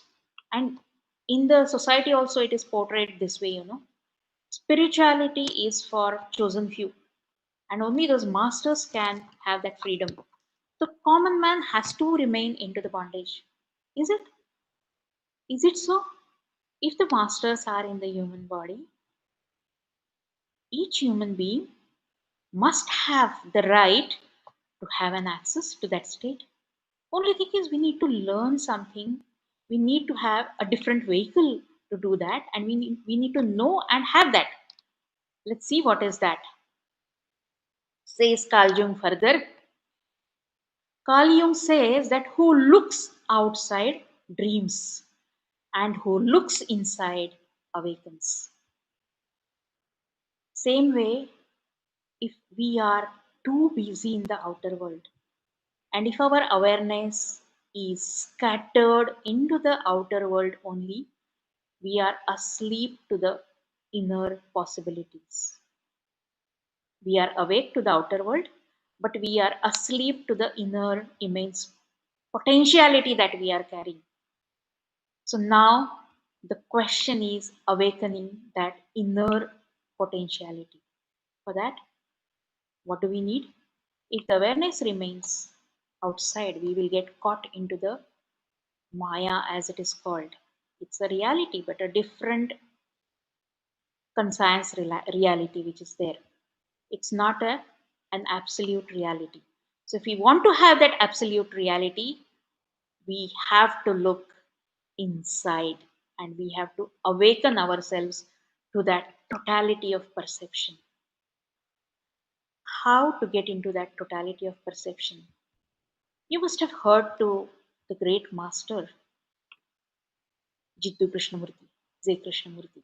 He always spoke about passive awareness, choiceless awareness.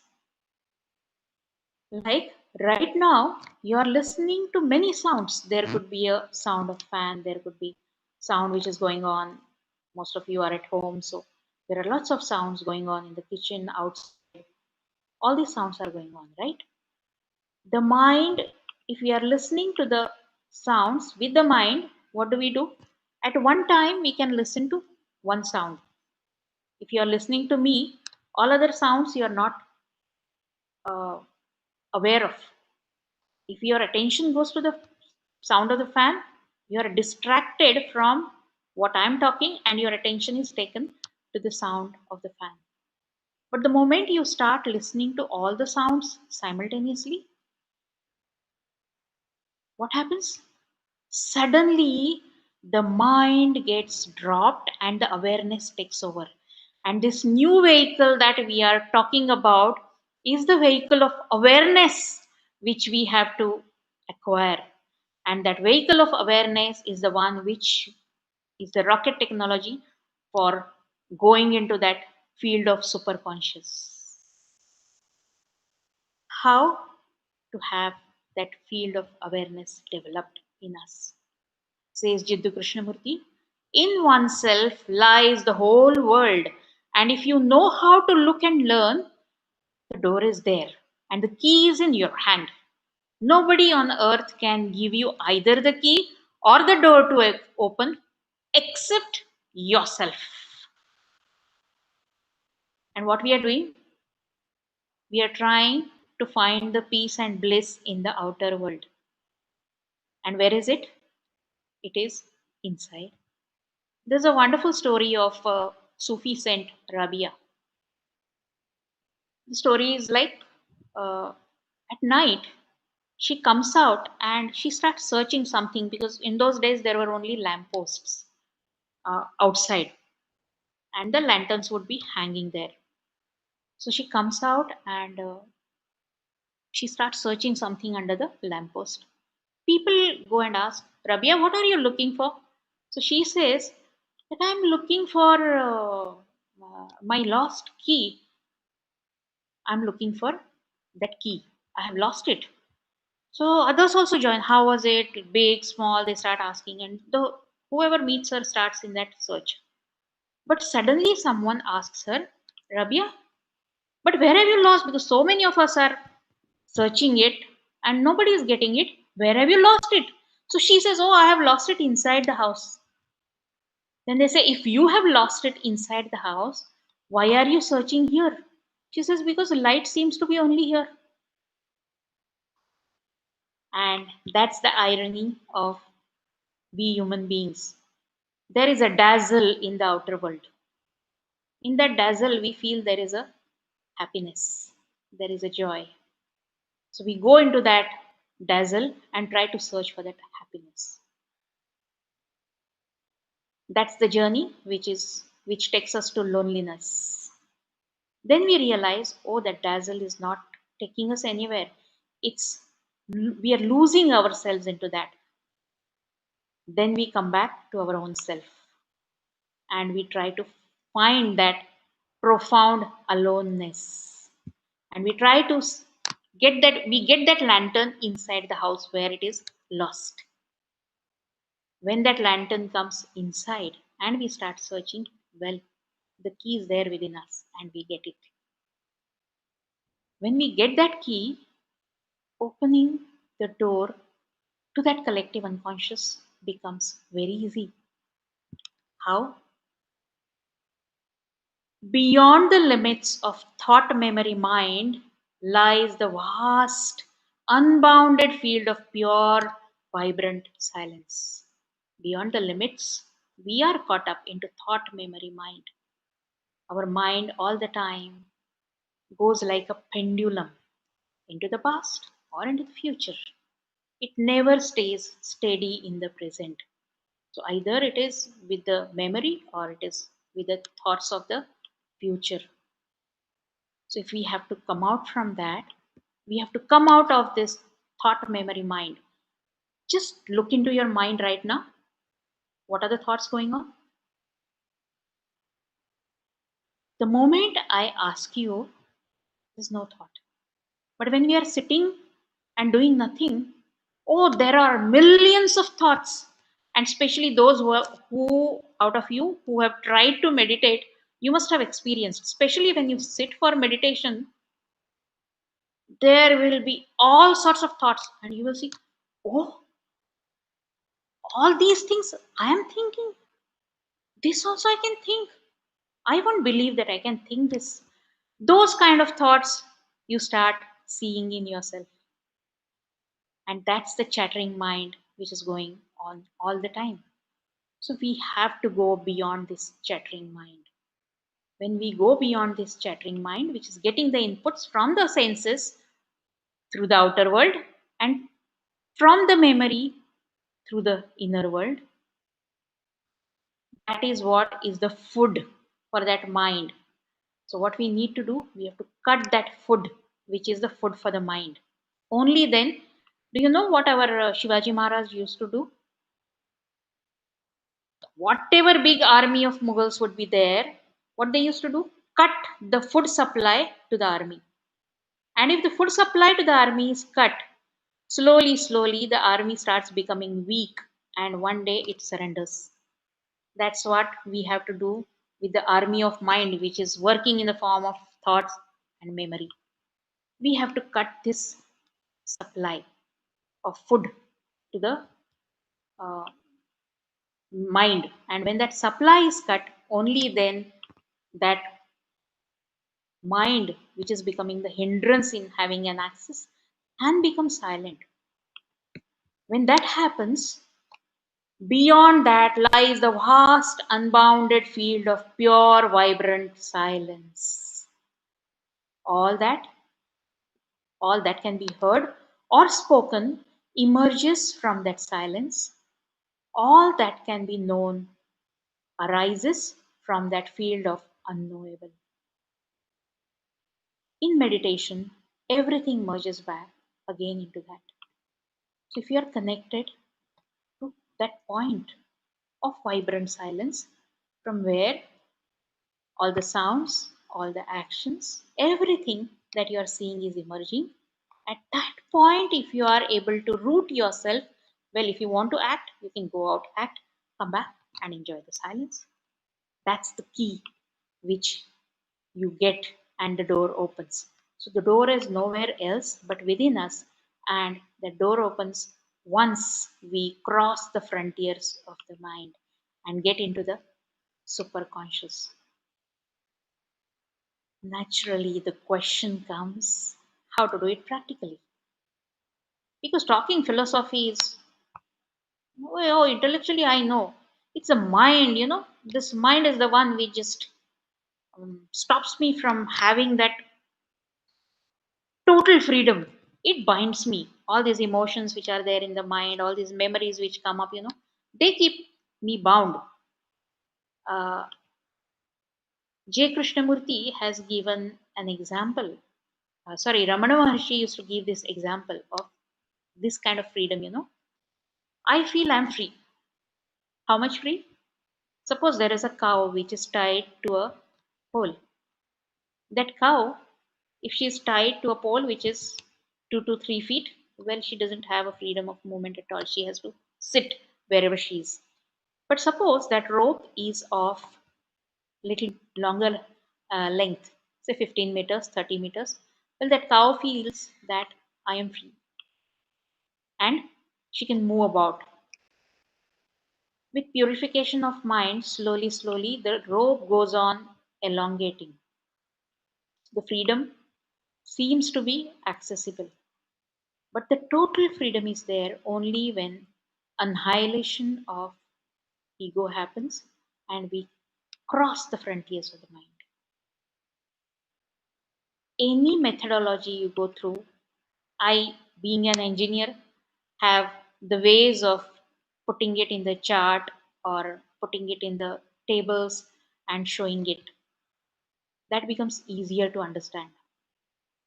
So, in our representation, you can represent your mind in the form of box. And it's not just mind, it's your consciousness which is in the form of box. Right now, for understanding purpose, we are considering it in the form of box. Thought awareness is the first method which we have to get into. But can you directly watch your thoughts? Many of you must have tried. And the first experience is when you are watching your thoughts, you get carried away with your thoughts and you are lost. Most of the times, this is the experience when we try to watch the thoughts. So, before getting into the thoughts, the first link is of breath. You have to become aware of your breath. Right now, are you breathing? Oh, every one of you has to be breathing. Otherwise, you won't be listening to me. Become aware of your natural breathing. You are breathing in, you are breathing out. Every incoming breath is bringing a new life, more prana, and every outgoing breath is throwing off toxins. This is the way the breathing is going on, but we are unaware. Thank God it's an autonomous system and God takes care of it. If it would have been given in my hands, I would have said, let me finish that task and then I will have time to breathe. Well, Ram Bholo Bhai Ram would have happened. That's why God put it into the autonomous mode. Become aware of your natural breathing. When you become aware of your natural breathing process, the breathing process becomes more efficient. Otherwise, through breath, whatever prana is coming are taken away by our unconscious thinking, chattering mind which is going on. It eats our prana. The thought eats our prana and remains alive. Mind eats that thought and remains alive. Ego eats that mind and remains alive. That's the chain of evils which is going on. So the first thing is becoming aware of the breath. Then what happens? With that breath awareness, our energy storage inside goes on increasing. And when we have enough of energy, then we are not carried away by our emotions, we are not carried away by our thoughts, we are not carried away by the negativity, whatever you may say. If we are in good mood, if we have enough energy, somebody is insulting us, somebody is saying something, you say, oh, that person is like that. उसका स्वभाव ऐसा है, let it be. And you can take it in your stride. But if you don't have energy, you are carried away with those emotions and you are lost. So, when you start paying attention to the breath, as I told you earlier, mind can be with one thing at a time. It cannot hold two things in its field. So, if there are two things which you are observing, your breath and your thoughts, mind will get dropped. Or if you are observing the breath, the mind will be with the breath. So, there will be full absorption of prana inside. So, that's the first step to start with. Then you are able to see, oh, I'm thinking in this way. The first box, all the thoughts, how long is she going to talk? I have to cook. I have another task to be completed. I'm hungry. All this scattered. Tomorrow I have to prepare for my presentation, what my boss is going to do. All these thoughts, all these scattered thoughts are simultaneously going on in your mind and they are overlapped, and it's creating a chaos in the mind. But the moment you say, oh, I'm observing my breath, so you come to the second box. I'm observing my breath. I'm observing my breath.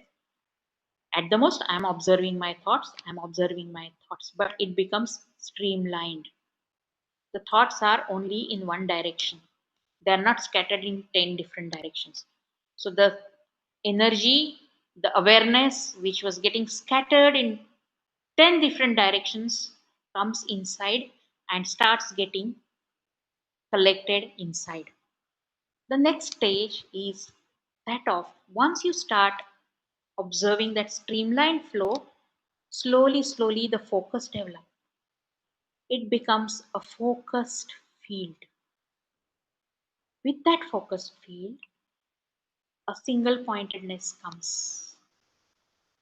And from that emerges the next stage.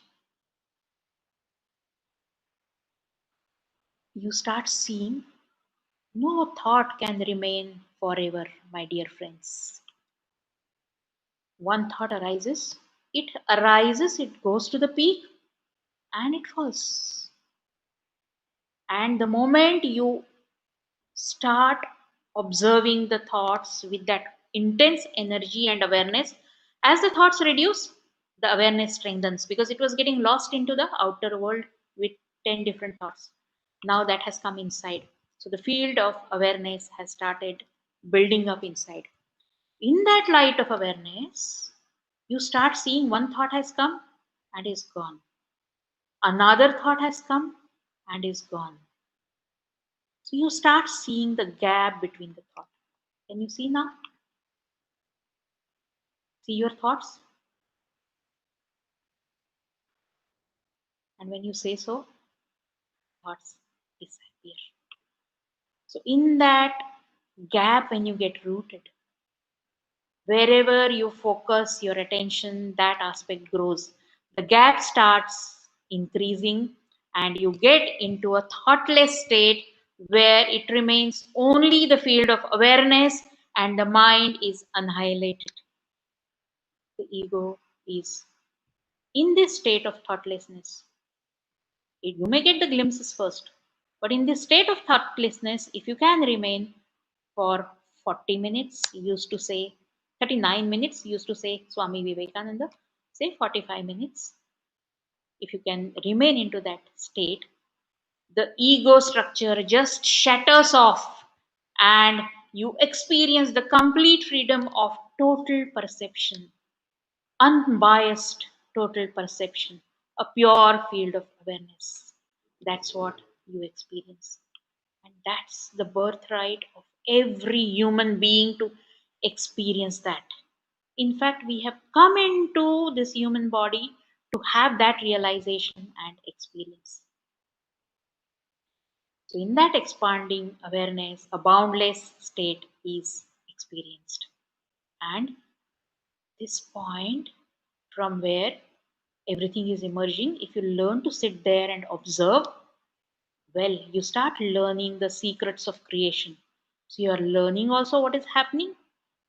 You are maintaining that field of awareness also, which makes you have an access to that vibrant silence. So one has to experience this field of awareness, pure awareness, and then our master Dada Gawand has beautifully explained when you are in that state, in one of his poems, few words, not the full poem, but few words can indicate that state where Dadaji says, "Oh, my beloved, I bow down in all humility to this eternal source of divinity." It's that eternal divinity, it's that eternal divineness which is there in me. With faith and devotion, I obey you. In my meditation, I experience you. In silence eloquent, I meet you. In silence eloquent, silence also, and eloquent also, I meet you.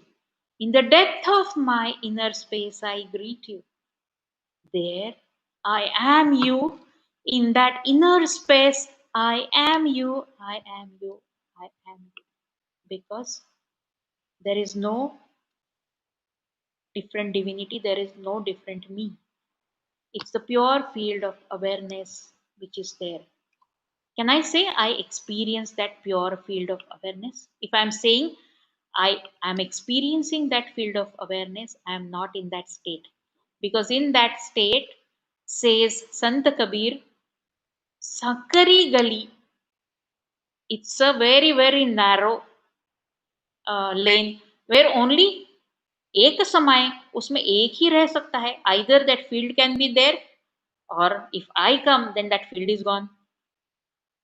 So there, only if that field is there, if me and that field I'm saying that there and I'm experiencing it, then my ego is there, it has not completely gone.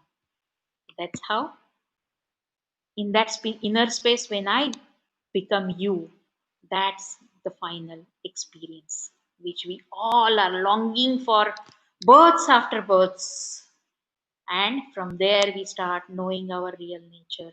Every time we observe every thought, every action coming out of us, we can see all that.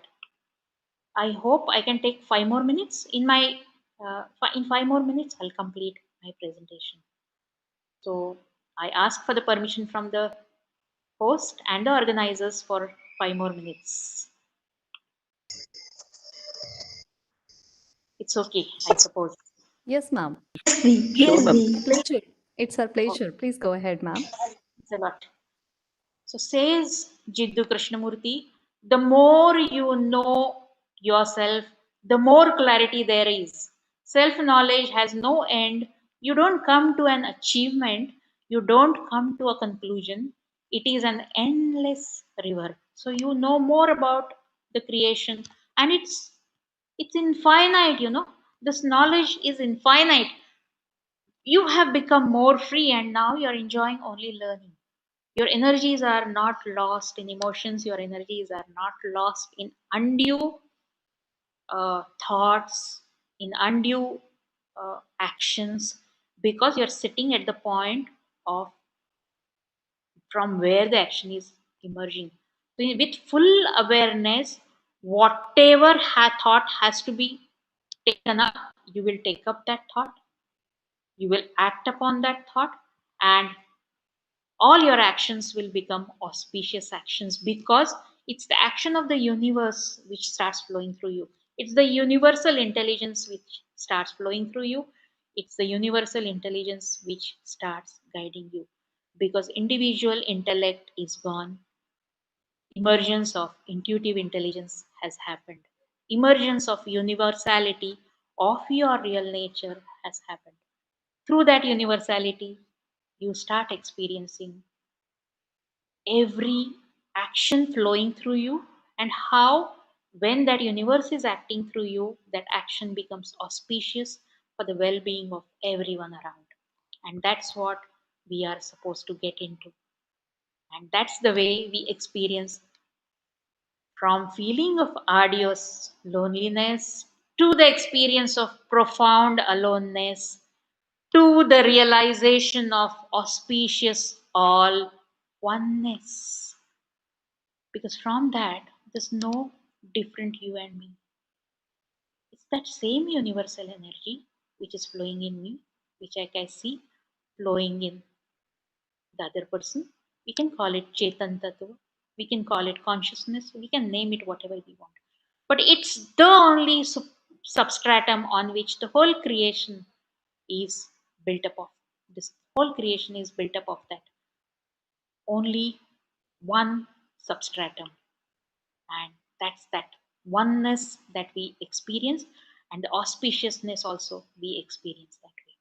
When that happens, only one state remains in you. Share, you remain into that field of love, because there is, what is love? Love is nothing but there is no you and me. I am you. When I am you, there's the question of anybody hurting anybody, anybody saying anything to, oh, it's me everywhere. So that you remain eternally into that state of love. It's the light of awareness which is shining through you. And so, in the field of love, the light of awareness starts shining, and, and a state of liberation is experienced, because you're doing the action of the universe. So universe wants to experience, you wants you to have that experience of liberation all the time, and through that spread those auspicious actions. Prano bhadraha rutavo yantu sarvatra was the line given by Vedas, which means let from everywhere that auspiciousness come to me. That happens when we start meditating. And then the next line, which is added by one of our friends, Prano bhadraha rutavo sarantu sarvatra. Let from here that auspiciousness spread to the whole universe. That's the state you remain into. Myself and my husband Prem Nirmal, now we are traveling world over only in this mission of spirituality. So many different countries, because people are hungry of this knowledge. So this is what they all are looking for. Each one of us, all those who are watching Start कर now, दिया video. are the people who are seekers, who are meditators, who are wonderful people. So thanks to all of you. Be that radiant light. Sarvesham swastir bhavatu. Sarvesham shantir bhavatu. Sarvesham Puranam bhavatu. Sarvesham Mangalam bhavatu. That's the only wish that remains. Thanks a lot for this opportunity, and thanks for connecting to this presentation. I hope you all have enjoyed. Thank you so much. Ma'am, thank you so much for enlightening us through your spiritual thoughts. Thanks a lot, ma'am. You have really taken us through the journey of life. We understood too many things, and we definitely, I'm sure, all of us, those who are viewing this right now, they will try to get that pure silence. Thank you so much. And we would like to hear you again and again, and I hope that you will take us again, once again, through this journey, and you will enlighten us forever. Thank you so much, ma'am. It would be my pleasure, because gurus want all of us to do that. So I am all the time ready to extend my cooperation to Indology, to SNDT, to Sinhagad Society, or whoever is wanting to walk this path. Thank you so much. Thank you. By concluding today's session, I would like to express my sincere gratitude towards Indology Foundation for giving us such an eminent personality and to experience the knowledge of spirituality. I express my sincere thanks towards Sinhagad Technical Education Society, Pune. I also express my thanks to SNDT University, Mumbai. I also express my sincere thanks to all the viewers and the audience. Thank you so much. With your kind cooperation, our program has got a great success. Thank you so much, all of you. Let me tell you tomorrow's schedule, that tomorrow we are going to listen to more eminent personalities, Dr. Vibha Tripathi, and Mrs. Sarla Birdu ma'am. So I hope you will enjoy tomorrow's session also, and you will be with us with the journey of 9 days. At the end, I wish you, may Ma Durga empower you and your family with her 9 Swarupa of name, fame, health, wealth, happiness, humanity, education, bhakti, and Shakti. Wishing you all once again a very happy Navratri and good night. Thank you.